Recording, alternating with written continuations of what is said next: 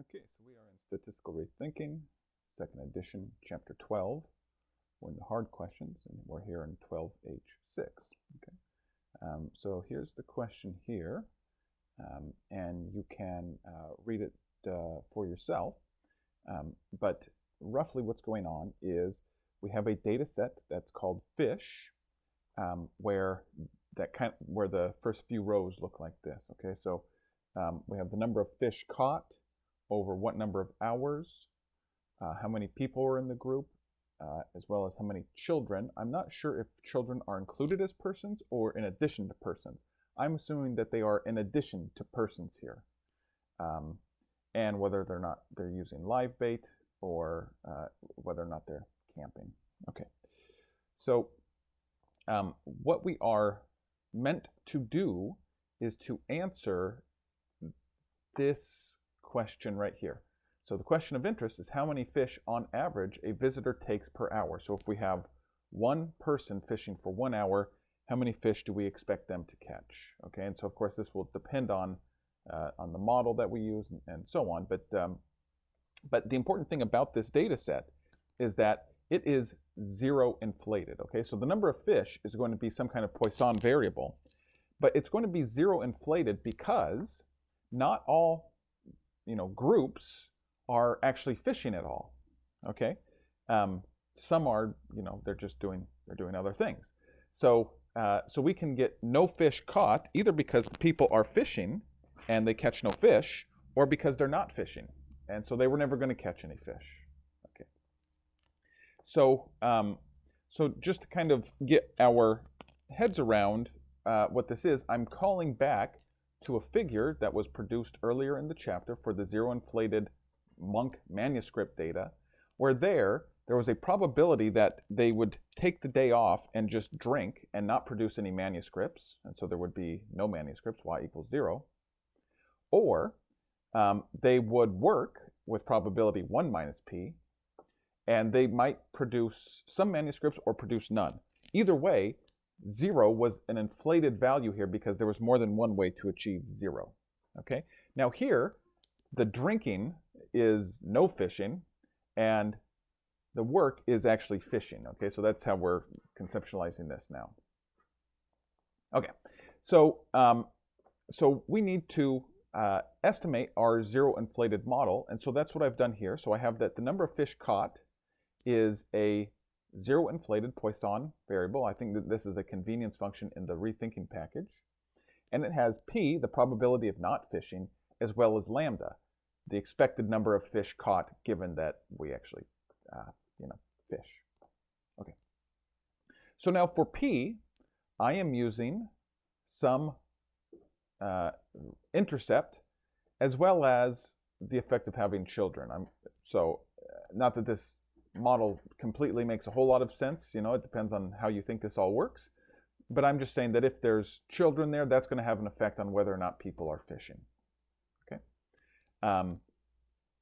and then for lambda, well, I should say that p here is, it's a binomial variable, so I'm using the logit link, and then lambda, so this is our Poisson part of the model, and so I'm using the log link, and so I'm modeling lambda as, again, an intercept, and then maybe the number of fish that they catch is going to be affected by the number of people in the group. Now there's also, of course, another variable here in how many people and how many fish are going to be caught when they're fishing, and that's the number of hours that they're out there.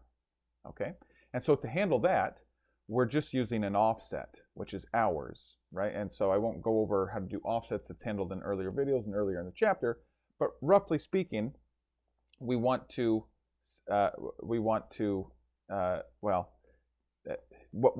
we would have is our model would be the number of fish caught divided by the number of hours, and so if I just take the hours over to the other side, I get my offset, right? So the more hours that they're fishing, already this model expects more fish to be caught. Okay, and I've put some priors in here. Okay, so I've already run this model, so we don't have to sit here and watch it turn its wheels. And I got the output here. All right.